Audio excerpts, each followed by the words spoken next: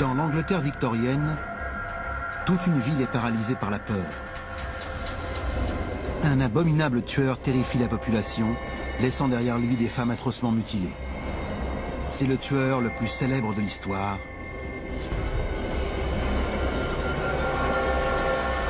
Jack l'Éventreur.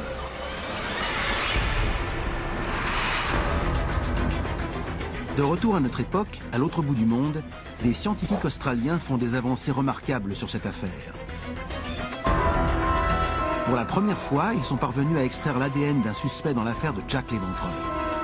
Un expert de la police scientifique est en quête de preuves, à la tête d'une équipe de spécialistes du monde entier, pour une enquête à la pointe de la technologie. Sa mission consiste à découvrir si la science pourra enfin dévoiler l'identité de Jack l'Éventreur.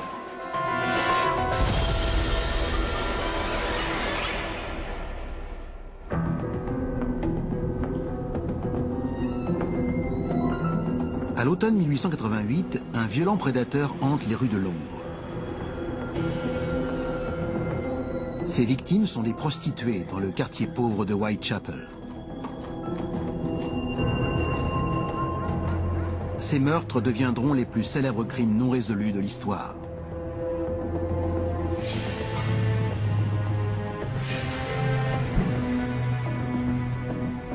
L'enquête a porté sur 11 assassinats. 5 d'entre eux ont été considérés comme l'œuvre d'un seul et même tueur. Plus d'une centaine de suspects ont été envisagés. D'un prince à un Américain, en passant par un médecin de sang royal et un juif polonais. Mais aucun de ces suspects n'a jamais été jugé coupable. Comment un tel monstre a-t-il pu échapper à la justice? Robin Napper, ancien inspecteur à Scotland Yard et expert de la police scientifique, souhaite examiner le cas d'un homme en particulier. Un suspect qui n'a jamais fait l'objet d'aucune enquête poussée, Frederick Bailey Deeming. Britannique de naissance, Deeming a été connu comme le tout premier tueur en série d'Australie. Dans le cadre d'une enquête récente concernant ce crâne, des fragments d'ADN ont été extraits qui correspondraient à celui de Frederick Deeming. Si Deeming est bien l'éventreur, la médecine légale moderne pourrait enfin permettre d'identifier le tueur. Ce qui rend le cas de Deeming aussi intéressant, c'est qu'on a un tueur de haut vol qui a réussi à rester anonyme pendant plus d'un siècle. Pour constituer son dossier, Napper doit commencer par examiner les scènes de crime, établir un mobile solide, identifier le mode opératoire, constituer un profil du criminel et enfin trouver des preuves scientifiques. Il faut qu'on examine l'emploi du temps de cet homme, ses allées-venues, ses voyages. On ne se réveille pas le matin dans la peau d'un tueur en série. Il y a une progression dans sa façon d'agir et d'opérer. Et c'est ce qu'il faut qu'on arrive à comprendre chez Deeming. Ce qu'il va découvrir risque bien de bouleverser toute l'affaire jusqu'à son fondement. Ses aveux sont tellement horribles et terrifiants que c'en est presque inconcevable. Napper se rend à Windsor, banlieue proche de Melbourne, pour examiner la scène d'un violent assassinat. Noël 1891. C'est ici que Deeming a battu sa femme à mort. La victime se nomme Emily Mather et est issue de Wren Hill, en Angleterre. Napper y rencontre Christopher Wray, avocat et co-auteur de The Scarlet Thread, un ouvrage sur Frederick Deeming, l'éventreur australien. Là, c'est le couloir qui mène à la chambre où a été découvert le corps d'Emily Mather. D'accord. La photo a été prise peu après. Le corps a été trouvé ici. Oui, dissimulé sous une dalle de béton. Quelle était la cause de la mort? Elle avait reçu de violents coups à la tête et avait été égorgée. La dernière personne à avoir vu Emily vivante est une passante du nom de Louisa Atkinson. D'après sa déclaration, elle a entendu des bruits de dispute et a ensuite eu une conversation avec Emily. Emily lui aurait dit « ça va s'arranger » et Louisa lui aurait conseillé de quitter la maison. C'est de l'intuition féminine, ça, Chris. Oui, mais malheureusement, Emily n'a pas suivi son conseil.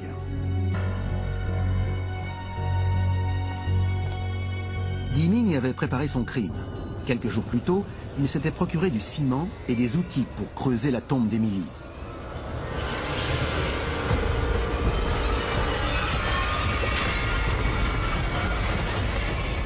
On dirait presque que Dimming avait en tête un plan très précis de ce qu'il allait faire à cette pauvre femme.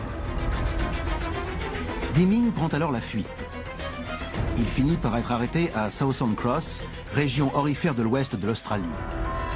Il se cachait sous l'identité d'un aristocrate, le baron Swanson. Mais la police découvre rapidement qu'il a en fait commis d'autres crimes avant celui d'Emily Mather. En Angleterre, son pays d'origine, la nouvelle de l'arrestation de Dimming conduit la police sur la piste d'un autre crime encore plus atroce. Cette découverte va faire passer Dimming du statut d'assassin à celui de tueur en série.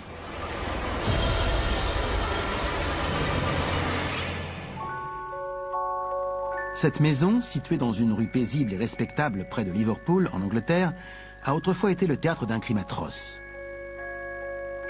C'est ici, à la villa d'Inham, qu'en août 1891, Dimming a assassiné sa première épouse, Mary. Il a également égorgé 3 de leurs enfants et étranglé le 4e.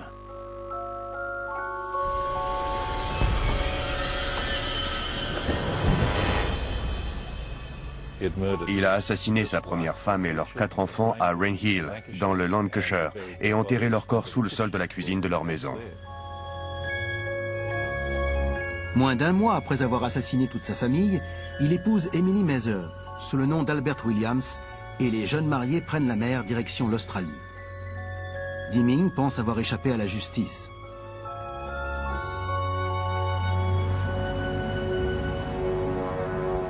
Même après 30 ans de carrière et d'enquête pour meurtre, pour Robin Napper, c'est toujours le côté humain de son travail qui laisse les marques les plus profondes. Il décide de chercher la tombe d'Emily.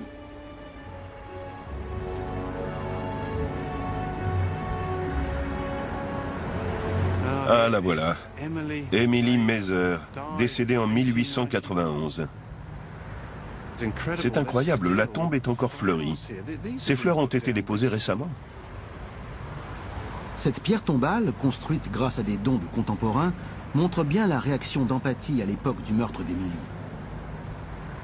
120 ans plus tard, on est encore en train d'essayer d'assembler les pièces du puzzle pour comprendre les agissements du monstre qui l'a tué.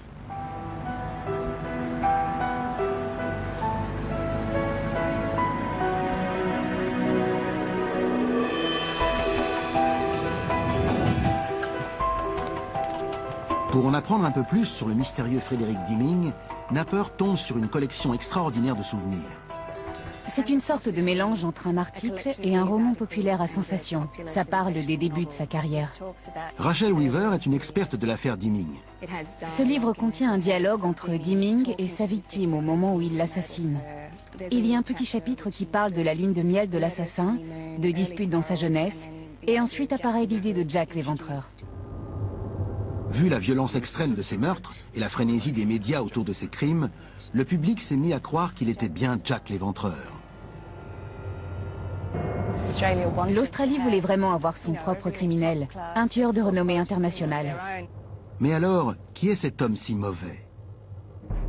Frederick Dimming est né en 1853 dans le Leicestershire, en Angleterre. Il est le fils d'Anne Bailey et d'un commerçant, Thomas Dimming. Il avait, paraît-il, une relation très fusionnelle avec sa mère, et son père aurait passé quelque temps dans un asile psychiatrique. À l'âge de 16 ans, il prend la mer et entame une longue carrière de criminel dans l'escroquerie en se faisant passer pour membre des classes respectables. C'était un imposteur issu des classes moyennes qui portait des diamants, cherchait à impressionner les gens pour les tromper et les arnaquer. Et ce comportement a presque autant indigné la presse que les crimes atroces qu'il a commis. Mais ces documents ne sont que des spéculations. Napper cherche des rapports plus officiels. Et il est sur le point de tomber sur des éléments qui vont le choquer et faire faire à son enquête un vrai bond en avant. Ces aveux sont tellement horribles et terrifiants que c'en est presque inconcevable. Cet article, issu d'un journal paru en 1892, rapporte une déclaration de Dimming qui aurait avoué avoir commis certains meurtres de l'Éventreur. Dimming s'est lui-même désigné comme l'auteur des 2 derniers meurtres atroces ayant eu lieu à Whitechapel. C'est extraordinaire. Ce qui est intéressant pour moi dans cet article, c'est que l'affaire est liée à un agent des services de police. D'après cet article, ces incroyables aveux ont été faits devant un certain inspecteur Causey, qui faisait partie de l'équipe qui a extradé Deming pour le ramener à Victoria. Napper se rend donc à l'ancienne prison de Old Melbourne Gaol, où Deming a été incarcéré. Là, on se dirige vers la potence. Il y a encore la corde? Sylvia Campbell est chercheuse dans cet endroit, depuis transformé en musée. Elle est très familière du destin de Deming. C'est ici que M. Deming a vécu ses derniers instants. Exactement, à 10 heures. 10 heures du matin. C'était un horaire habituel pour les exécutions. 1 heure avant sa pendaison, le 23 mai 1892, on a mené Deming jusqu'à cette petite antichambre près de la potence. C'est ici que Napper découvre une étrange incohérence dans les registres de la prison. 1892, Albert Williams, alias Frédéric Deming. On voit bien que tous les autres prisonniers de cette liste ont été exécutés sous leur vrai nom. C'est le seul à avoir été exécuté sous son nom d'emprunt. Il a sans doute passé sa dernière nuit dans la cellule numéro 1. Ensuite, on lui a fait monter ses marches jusqu'à cette cellule-ci, près de la potence. Il a eu droit à un verre d'alcool et je crois qu'il a aussi réclamé un cigare. Ensuite, le bourreau est arrivé, a sorti Deming de la cellule, l'a fait mettre debout sur la potence, l'a attaché les mains derrière le dos, les jambes ligotées et une capuche sur sa tête. On lui a passé la corde autour du cou, le nœud juste sous le côté gauche de la mâchoire qu'on considérait comme le point offrant la mort la plus rapide.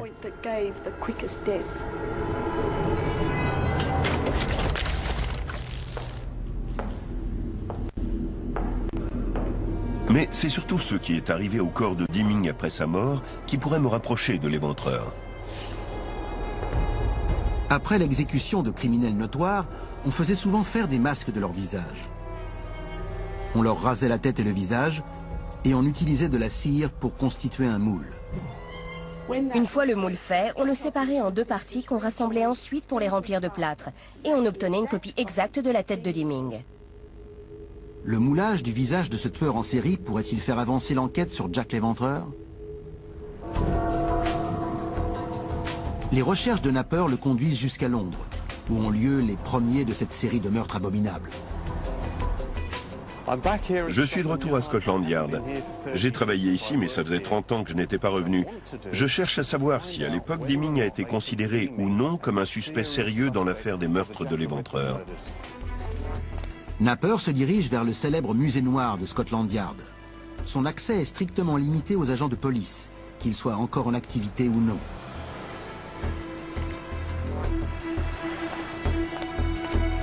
Au milieu des sinistres pièces présentes dans le musée, Napper tombe sur quelque chose d'assez inattendu, une autre copie du masque du visage de Deming. J'ai découvert que les fois où le masque de Deming a été exposé, il a toujours été présenté au public comme le visage de Jack l'Éventreur. C'est un élément essentiel pour moi parce que ça montre qu'à l'époque, la police le considérait comme un suspect sérieux. Je suis donc sur une bonne piste. C'est une excellente nouvelle pour mon enquête. Mais si le musée de Scotland Yard considérait vraiment que Deming et Jack l'Éventreur n'étaient qu'une seule et même personne, pourquoi n'ont-ils pas poussé l'enquête plus loin? Je veux comprendre, et pour ça, je dois commencer par les scènes de crime. Napper rencontre un expert de l'Éventreur, Donald Rumbelow. Nous sommes ici dans Derwent Street, mais en 1888, cette rue s'appelait Bucks Road. C'est ici qu'a eu lieu le premier crime de Jack l'Éventreur, vers 3h40 du matin. La victime était une prostituée du nom de Polly Nichols. Ce meurtre a eu lieu le 31 août 1888. Elle marchait dans la rue en attendant d'éventuels clients. Elle comptait bien en gagner de nouveau, grâce au chapeau neuf qu'elle portait ce soir-là. Ce que je recherche, ce sont des éléments des crimes de l'Éventreur qui pourraient me mener jusqu'à Deming.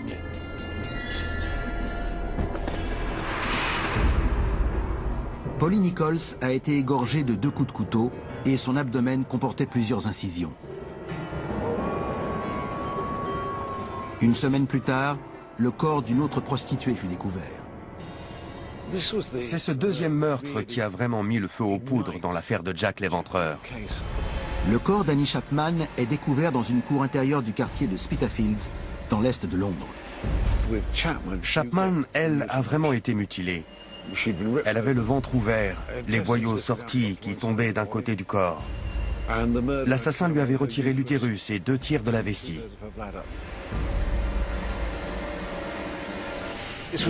Ici, c'était Burner Street, où a eu lieu le 3e meurtre. La victime s'appelait Elizabeth Stride et était surnommée Langlise. Elle a eu la gorge tranchée mais n'a subi aucune autre mutilation. Rien d'autre? Rien d'autre, non. On pense que l'éventreur a été interrompu et est parti à la recherche d'une autre prostituée pour satisfaire sa soif de violence. En moins d'une demi-heure, il trouve une autre victime. Elle savait qu'un agent de police passait ici toutes les 15 minutes. Dans ce très court intervalle, un autre meurtre atroce a été commis. La victime s'appelle Catherine Eddowes. Elle a été défigurée puisque l'assassin a endommagé son nez. Beaucoup de prostituées souffraient de la syphilis à l'époque et cette maladie provoquait des lésions au bout du nez. Donc les femmes portaient parfois un faux nez pour cacher ce symptôme. En la défigurant ainsi, le meurtrier voulait l'étiqueter comme prostituée. Dimming souhaitait-il s'en prendre spécifiquement aux prostituées? Est-ce ce qui caractérise ses actes? Il avait aussi retiré les reins et l'utérus de sa victime. Rumbelow emmène Napper sur le lieu du crime de la victime la plus atrocement mutilée des 5 meurtres de l'éventreur, Mary Jane Kelly. Elle a été égorgée et des morceaux de chair ont été arrachés sur différentes parties de son corps. J'ai découvert que l'assassin de Kelly s'est sans doute servi d'une hache et de plusieurs couteaux différents. C'est le même genre d'arme que Dimming a utilisé pour assassiner sa 2e épouse.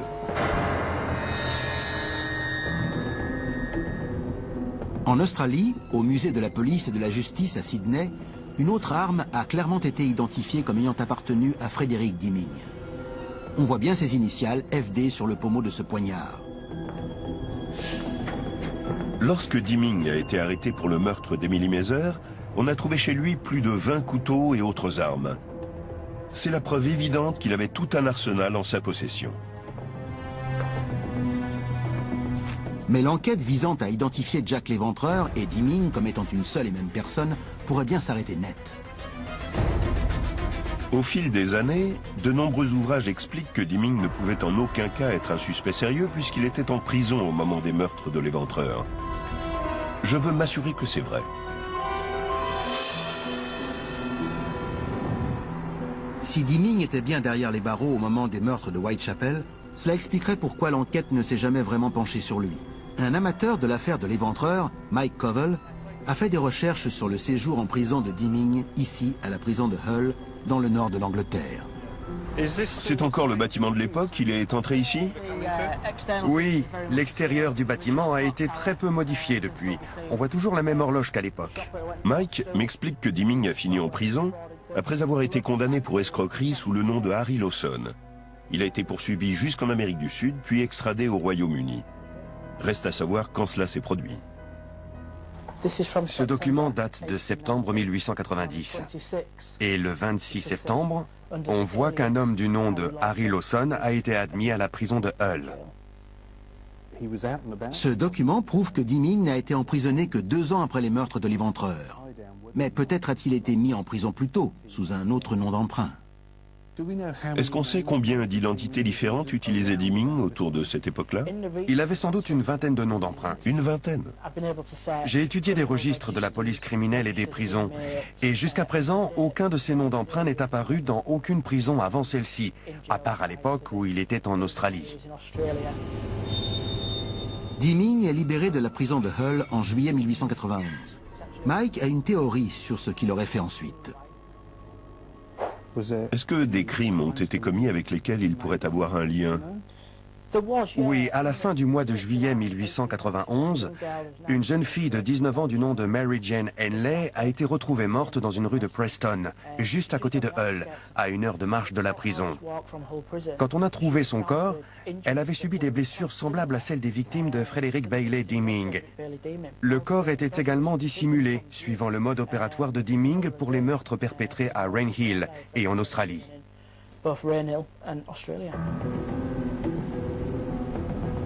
C'est extraordinaire. Pendant plus d'un siècle, Dimming a été rayé de la liste des suspects à cause de séjours à la prison de Hull. Certes, il y a bien été emprisonné, mais pas à l'époque des meurtres de l'Éventreur. Et je découvre maintenant qu'il a peut-être fait une autre victime.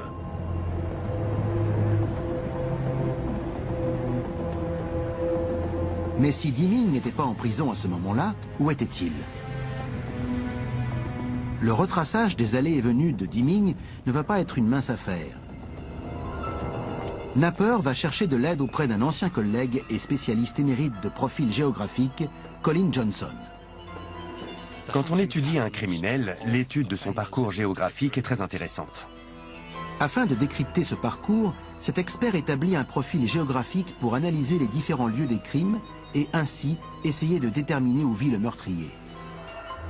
On peut déjà dire que cet homme voyageait énormément, si on le compare à la population moyenne de l'époque. Le dossier criminel de Deming le situe en Angleterre, en Australie et en Amérique du Sud.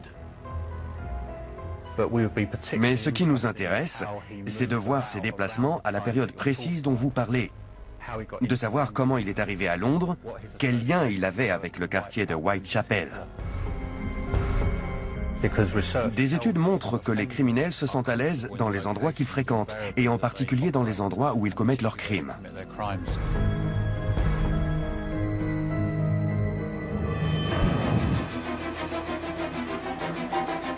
Whitechapel se trouve non loin du quartier des Docks à Londres.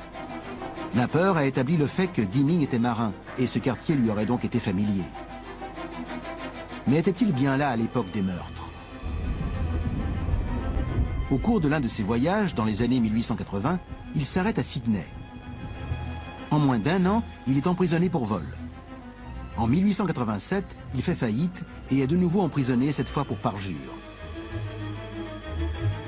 Au début de l'année 1888, il semble que Deming ait quitté l'Australie pour Cape Town, où il continue de vivre du vol et de l'escroquerie. Mais si Deming se trouvait en Afrique du Sud en 1888, je dois prouver qu'il est rentré en Angleterre avant que n'aient lieu les meurtres de l'Éventreur, en août de la même année. Ce document est un rapport selon lequel Deming est arrivé à Birkenhead, Liverpool, en 1888. Si ce texte est exact, il est crucial, parce qu'il prouve que Deming était en Angleterre au moment des meurtres de l'Éventreur. Même s'il était dans le pays à ce moment-là, a-t-il vraiment pu commettre ces crimes? Le problème, c'est que Deming n'était connu que pour avoir tué des membres de sa propre famille. Napper se tourne alors vers un profiler de la police criminelle afin de se mettre dans la peau de Frederick Deming. Chris Illingworth a été formée au FBI. Elle travaille depuis 20 ans sur des cas de crimes graves et violents en Australie. Dans le cas d'un crime commis sur un étranger, il n'y a aucun lien entre l'assassin et sa victime. Le meurtrier n'a donc pas un besoin impératif de dissimuler sa victime, puisqu'il n'y a pas de lien direct entre eux. Deming enterrait ses victimes, contrairement à l'Éventreur. Mais tous ces meurtres ont pu être commis par la même personne. Pour le vérifier, je dois trouver des points communs entre les différents crimes. L'essentiel du mode opératoire, c'est ce qu'on appelle la signature. C'est un comportement ritualisé qui obéit à un fantasme. C'est grâce à cette signature qu'on peut lier des crimes entre eux. Là, on retrouve un besoin de soumettre rapidement la victime en l'égorgeant. Cette particularité se retrouve dans chacun des crimes commis par Jack l'Éventreur et par Deming. Mais il y a un élément encore plus crucial pour rapprocher ces meurtres. On pense que l'Éventreur étranglait certaines de ses victimes avant de les égorger. Il se trouve que la fille aînée de Deming, Bertha, a été étranglée. On sait donc que Deming est tout à fait capable d'étrangler ses victimes. Mais il reste un élément troublant. Étant donné que les victimes de l'Éventreur étaient des prostituées, j'ai toujours cru que ces meurtres avaient un mobile sexuel. Qu'en est-il de Deming? Les historiens et les experts du cas de Jack l'Éventreur ont longtemps dit qu'il n'existait aucune preuve que ces crimes soient sexuels. Mais une auteure australienne, experte en tueurs en série, n'est pas d'accord. Elle révèle un lien flagrant entre les crimes de Deming et ceux de l'Éventreur. Amanda Howard a eu l'occasion d'interroger en personne certains des tueurs en série les plus notoires. Elle a une vision différente des meurtres de l'Éventreur. La plupart des victimes de l'éventreur ont été retrouvées les jambes écartées, de cette façon. On se rend bien compte que l'assassin devait se tenir entre les jambes de sa victime pour la mutiler depuis cet angle-là. Il est donc très possible que Jack l'éventreur ait violé ses victimes. Mais les mutilations ont rendu impossible tout examen pour le prouver. Après avoir laissé libre cours à sa rage, l'éventreur a délibérément placé ses victimes, ou dans certains cas leurs organes, dans une position particulière. Si on regarde le cas d'Annie Chapman, l'assassin était assez calme pour disposer certains de ses organes sur le sol, entre ses jambes, pour montrer le pouvoir total qu'il avait sur sa victime. Les meurtres de l'éventreur étaient très ritualisés. Mais quelle preuve a-t-on qu'il en était de même pour ceux de Dimming? Lorsque le corps de sa première épouse, Mary, a été découvert, les corps de 2 de ses enfants, assassinés eux aussi, avaient été disposés de chaque côté de celui de leur mère et celui de la petite dernière à ses pieds. La coïncidence est troublante. L'éventreur disposait les organes de ses victimes tout autour d'elle, de la même façon. Mais pour prouver que Dimming était bien l'éventreur, je dois trouver une raison imparable pour laquelle il aurait commis ces crimes atroces.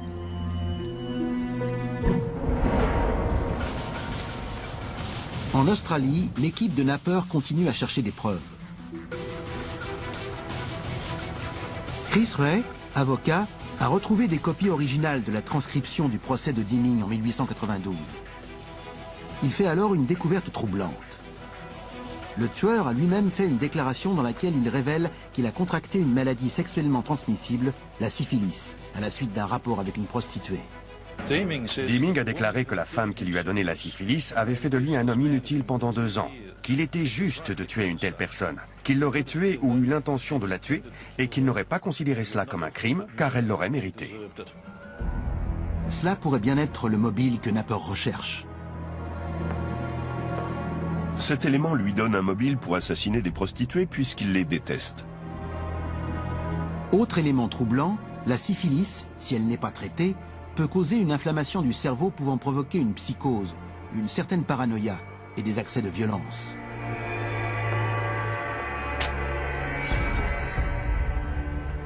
On sait que Dimming aurait eu des apparitions de sa mère décédée. Est-ce une preuve de sa psychose? Ou son explosion de violence a-t-elle été provoquée par autre chose? Chris Illingworth a découvert des indices fascinants. Dimming a traversé plusieurs événements stressants au cours de l'année 1888. La naissance de son enfant en fait partie, et ses problèmes de santé à cause de la syphilis n'ont pas dû arranger les choses. La naissance d'un enfant devrait être un événement joyeux. Mais il se trouve que c'est tombé l'année où il a déclaré avoir contracté la syphilis. En ajoutant à cela toute une vie de crimes et des antécédents de maladies mentales dans sa famille, Dimming était une vraie bombe à retardement. Mais l'enquête doit maintenant prouver que Dimming était bien à Londres au moment des meurtres de Whitechapel.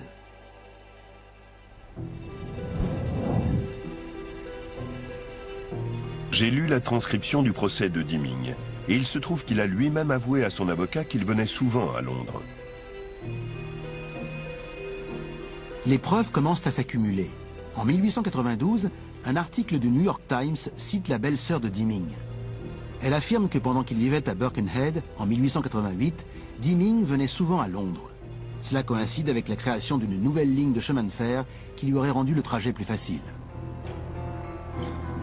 Mais ces éléments ne suffisent pas à prouver que Dimming était l'éventreur. En général, pour une affaire comme celle-ci, je recherche des témoins oculaires présents sur le lieu du crime. Napper va-t-il trouver un témoin qui puisse situer Frédéric Dimming sur les lieux mêmes où Jack l'éventreur semait la terreur? Une description précise de la part d'un témoin direct, c'est toujours un aspect crucial de mon travail d'enquêteur. Je suis en quête de tout signe particulier sur l'apparence du tueur. De nos jours, les progrès de la médecine légale repoussent constamment les limites de ces méthodes traditionnelles. Le docteur Susan Hayes est anthropologue, spécialisée dans les traits du visage. La majeure partie de l'analyse consiste à observer les différences entre les traits des visages de personnes différentes. On pose des repères sur les visages et on entre tout ça dans l'ordinateur. Le docteur Hayes peut ainsi redonner vie au visage de personnes décédées. Voici un visage moyen, constitué à partir des visages de 70 hommes. Voici où se trouve Deming parmi ce groupe. Tout le monde, Deming. Tout le monde, Deming. Le docteur Hayes explique que Deming possédait plusieurs signes particuliers. Cette partie de son visage est très en avant, et ses yeux sont donc plus profonds. Son analyse montre que Deming n'avait pas seulement des yeux particuliers, mais aussi que la forme de son visage était carrée, ce qui va souvent avec une carrure imposante. D'après un rapport journalistique de 1892, une couturière londonienne a reconnu Deming d'après une photo à la suite de son arrestation. Elle affirme s'être trouvée avec lui dans le quartier de Whitechapel quelques heures seulement avant que Jack l'Éventreur ne frappe 2 fois de suite. Ce témoin déclare que l'homme qu'elle a reconnu s'est présenté sous le nom de Lawson, l'un des noms d'emprunt de Deming. La couturière a déclaré à la police que cet homme, Lawson, s'est montré très agité le lendemain en lisant des articles sur les meurtres dans le journal. Cette piste semble solide. Deming a bien été vu à Whitechapel la nuit du double meurtre. D'ailleurs, les témoignages oculaires ont été nombreux à l'époque. Napper entreprend de les comparer avec Deming. Jack l'Éventreur a été décrit comme un homme mesurant entre 1,65 m et 1,75 m. Deming mesurait 1,70 m. L'Éventreur avait aussi une carrure imposante, des yeux étranges et une moustache plutôt claire. Il portait un chapeau haute forme, une montre à gousset et une longue redingote.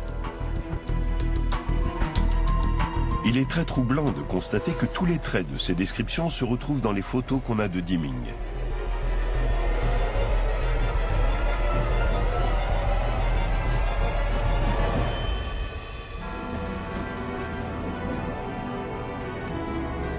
Les déclarations des témoins semblent faire de Deming le coupable idéal.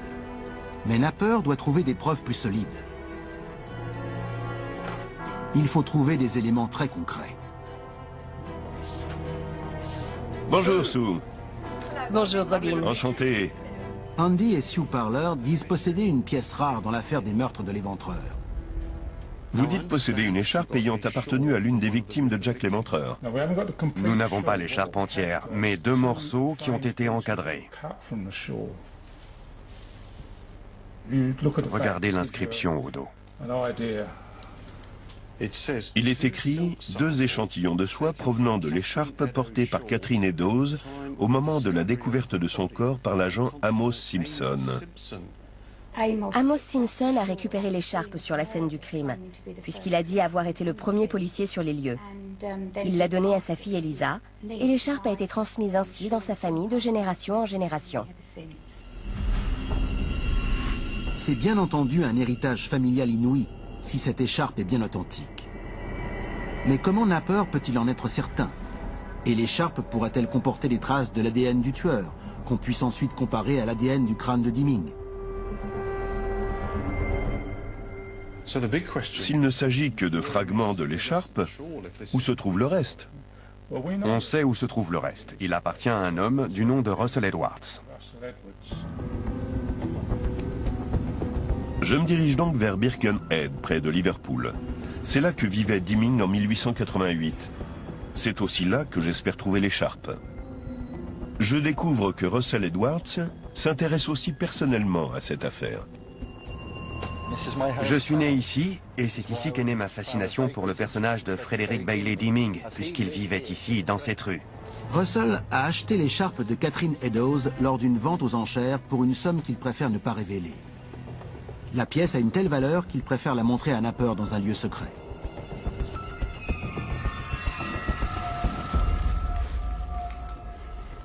Elle a bien l'air semblable à ce dont parlent les rapports de l'époque, et aux morceaux que m'ont montré Sue et Andy Parler. Seriez-vous d'accord pour qu'on effectue des tests ADN dessus? Ce qui m'inquiète, c'est les dommages que ça pourrait causer sur l'écharpe. Vous pourriez apporter vous-même l'écharpe aux experts pour qu'ils vous rassurent là-dessus. Est-ce que les tests vont laisser des traces sur l'écharpe? Non. D'accord. Voici la pièce. Merci, on va regarder ça. Napper espère que cet élément précieux l'aidera à résoudre cette affaire historique. On voit qu'il y a certaines zones sur lesquelles on va se concentrer. Ici, ici, ici et là. Les experts prélèvent des échantillons sur des taches à la recherche de l'ADN du tueur.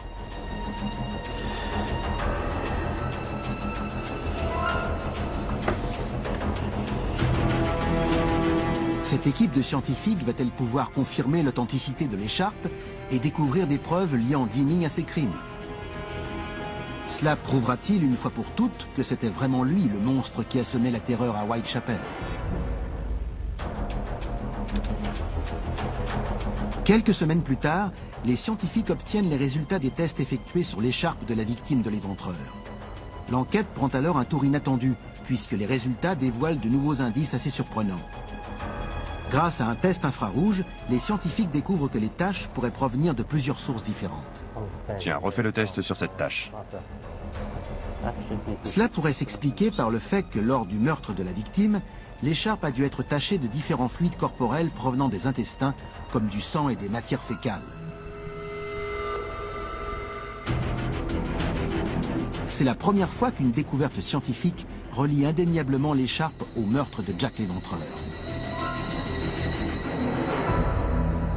En revanche, les tentatives d'identifier l'ADN de Deeming n'ont rien donné. L'écharpe a été touchée à de trop nombreuses reprises depuis et les résultats ne sont pas concluants. L'enquête piétine.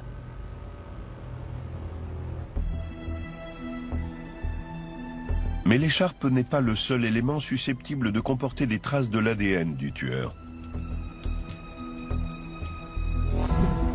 Au moment de la terreur répandue par Jack l'Éventreur, les journaux et les policiers ont reçu plus de 600 lettres provenant de personnes se faisant passer pour le célèbre tueur. Ces lettres, tout en compliquant l'enquête pour retrouver le vrai tueur, ont également nourri la frayeur générale de l'époque. La plupart de ces lettres sont des faux. Mais si je parviens à trouver une lettre authentique de l'éventreur, il se pourrait que je résolve l'affaire. 3 lettres me semblent particulièrement intéressantes. La première a été envoyée le 16 octobre 1888 et on l'a appelée la lettre de Lusk. George Lusk était le président du comité de vigilance mis en place à Whitechapel à la période des meurtres de Jack l'Éventreur. Il reçoit en 1888 une lettre et un colis contenant un cadeau macabre, la moitié d'un rein humain censé appartenir à l'une des victimes de l'Éventreur, Catherine Eddowes. Mais pour Napper, un problème subsiste. La lettre de Lusk a été perdue avant que toutes ces lettres ne soient transmises aux archives nationales.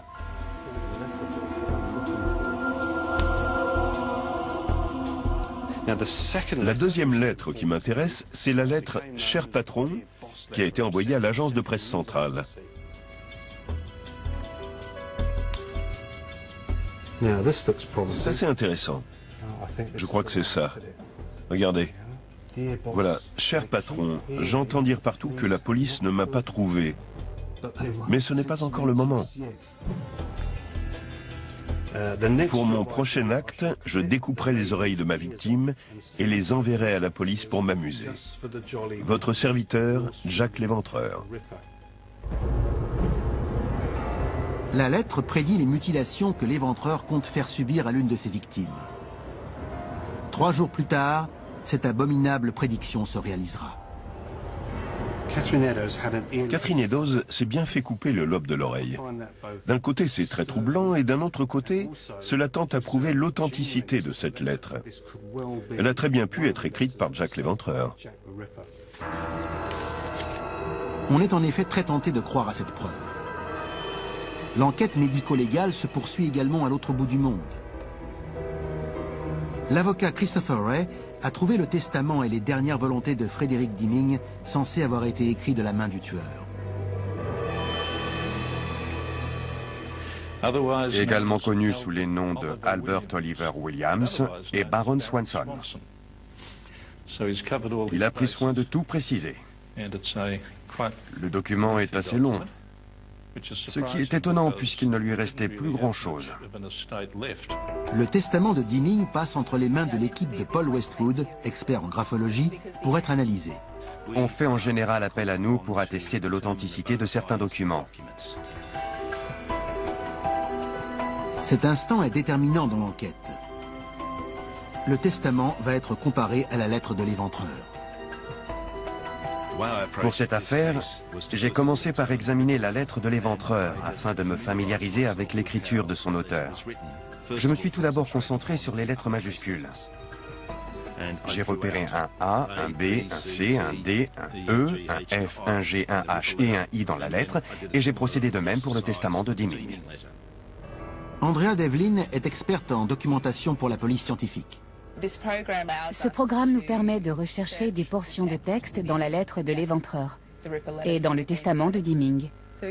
On voit ici que le mot « end » apparaît 6 fois dans la lettre et 41 fois dans le testament. On remarque qu'il y a des similitudes entre le « end » de Jack l'Éventreur et celui de Deming. Les similitudes repérées par cette première analyse sont plutôt encourageantes. Mais les experts vont-ils pouvoir prouver que les deux documents ont été rédigés de la main d'une seule et même personne? Si l'on prend le mot « the », à première vue, il peut sembler identique dans les deux documents, avec la longue barre du T. Mais en y regardant de plus près, on repère quelques différences. Dans une même langue, toutes les écritures présentent des similitudes. Mais pour nous, qui sommes des experts, ces similitudes ne suffisent pas à établir avec certitude que deux documents ont été écrits par la même personne. Il faut aussi prendre en compte les différences. Le résultat est décevant. Les deux écritures ne se ressemblent pas suffisamment. Napper porte donc ses derniers espoirs sur la troisième lettre.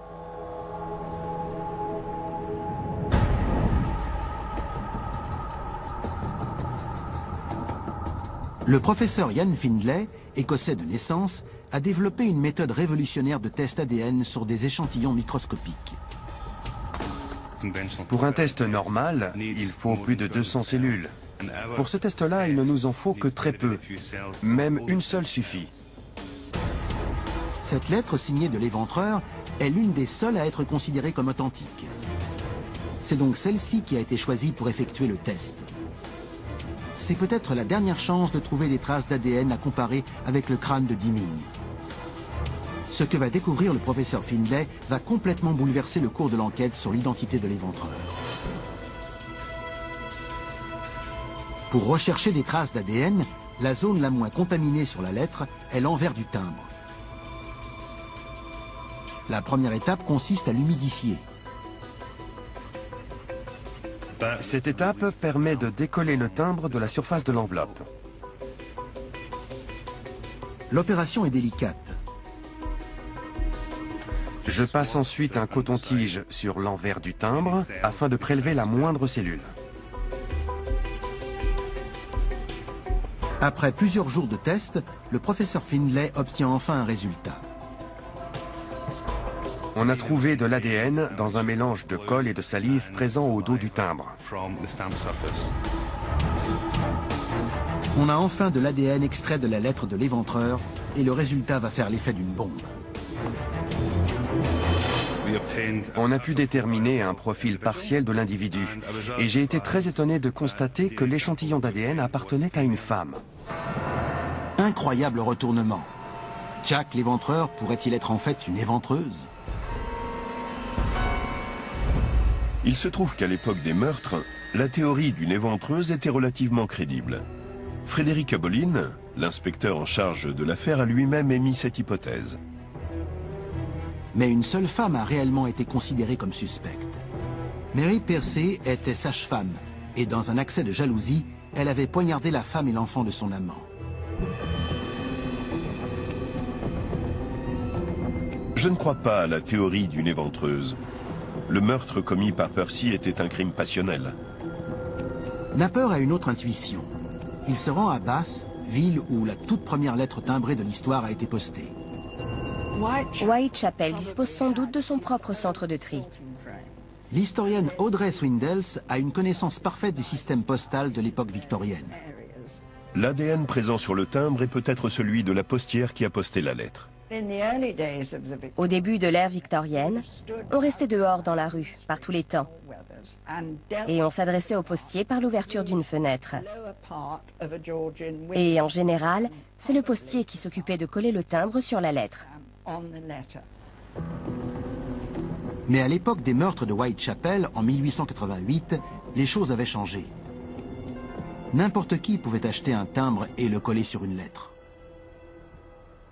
En 1888, y avait-il des femmes employées par les services postaux? Il y avait beaucoup de femmes employées au télégraphe, mais aussi aux services postaux. Et puis, dans les villages, il arrivait souvent que le postier ou la postière propose de s'occuper lui-même de coller le timbre. Mais si la lettre avait été postée dans une grande ville? Dans un gros bureau de poste londonien, non. Le postier n'aurait pas collé le timbre, il ne l'aurait pas léché. S'il ne s'agit pas de la salive d'une employée des postes, de qui s'agit-il? Il pourrait s'agir de l'ADN de Mary. Il est bien connu que les tueurs en série font souvent faire le sale boulot par leur épouse ou leur compagne. Donc tout cela est vraiment très intéressant. Mary, la première épouse de Deeming, aurait donc pu, à son insu, aider son mari dans les meurtres de l'éventreur? Mais pour que cette théorie soit avérée, il me faudrait l'ADN de Mary. Napper rassemble tous les éléments de l'enquête. Il ne lui reste plus qu'une chose à faire. En 1988, le FBI a repris l'affaire de Jack l'Éventreur et a constitué un profil criminologique détaillé du tueur. Ce dossier secret a récemment été rendu public. Reste à savoir si Frederick Bailey Deeming correspond au profil de Jack l'Éventreur.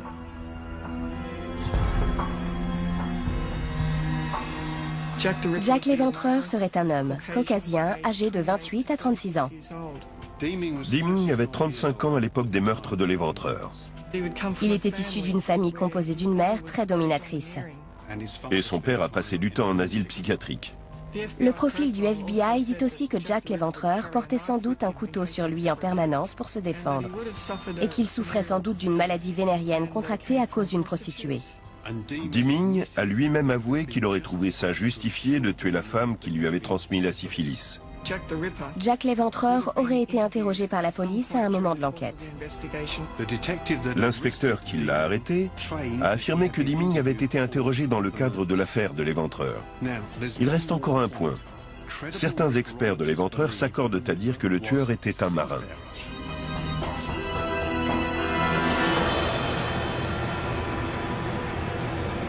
Le résultat est troublant. Deeming correspond en tout point au profil établi par le FBI. Toutes les preuves que j'ai pu réunir désignent Deeming comme étant Jack l'Éventreur.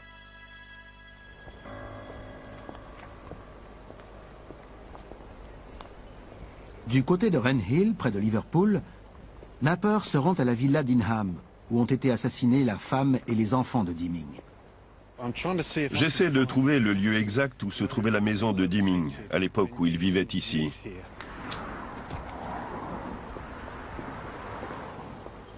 Je regarde dans ce livre que m'a donné la Société historique de la ville, et je vois que les piliers du portail de la maison de Deeming sont identiques à ceux-ci. On dirait bien que c'est ici que vivaient Deeming et sa famille. Depuis le début, je cherche à comprendre la raison d'un acte aussi abominable sur sa propre famille. Peut-être son épouse Mary avait-elle découvert ses agissements et l'homme qu'il était vraiment. On ne le saura sans doute jamais.